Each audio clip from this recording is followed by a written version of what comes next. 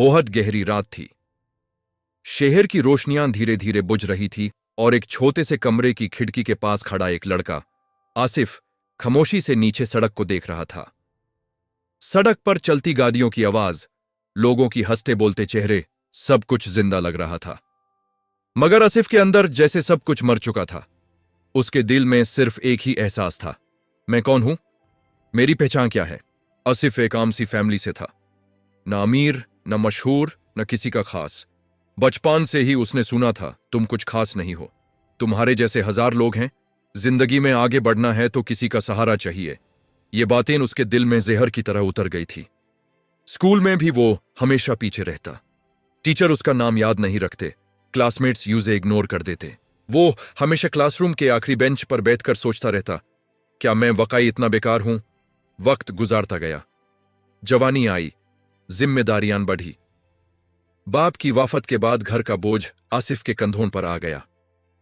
छोटी सी नौकरी, कम तनख्वाह और बहुत ज्यादा उम्मीदें। दिन भर मेहनत करता, रात को थका हुआ घर आता, मगर फिर भी लोग कहते आसिफ कुछ नहीं कर पाया।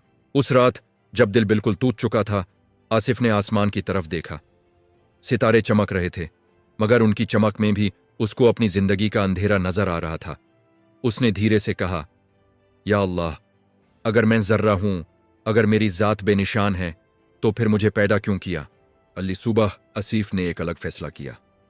उसने सोचा, अगर दुनिया मुझे पहचान नहीं देती तो मैं खुद अपनी पहचान बनाऊंगा। उसने छोटी छोटी चीजों से शुरुआत की, रोज सुबह जल्दी उठना, मेहनत से काम करना और सबसे ज्यादा खुद पर यकीन रखना। वो नौकरी के बाद रात को पढ़ना शुरू करता, कभी थक कर सो जाता, कभी आंखों में आंसू आ जाते, मगर उसने हार नहीं मानी।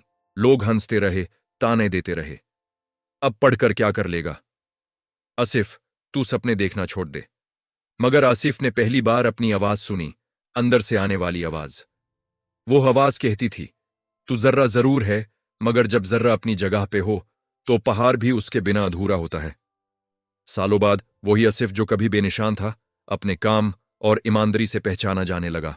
न वो बहुत अमीर बना, न बहुत मशहूर, मगर उसके चेहरे पर सुकून था। लोग उसकी इज्जत करने लगे, उसकी बात सुनने लगे। एक दिन वो फिर उसी खिड़की के पास खड़ा था।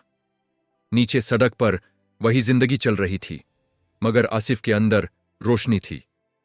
उसने मुस्कुराते हुए कहा, मैं जर्रा हूं, हां, मगर मैं बेनिशान नहीं हूं। मेरी जात का निशान मेरी मेहनत, मेरा सब्र और मेरा यकीन है। और उस पल उस जार्रे ने अपनी पूरी कायनात पैदा कर ली।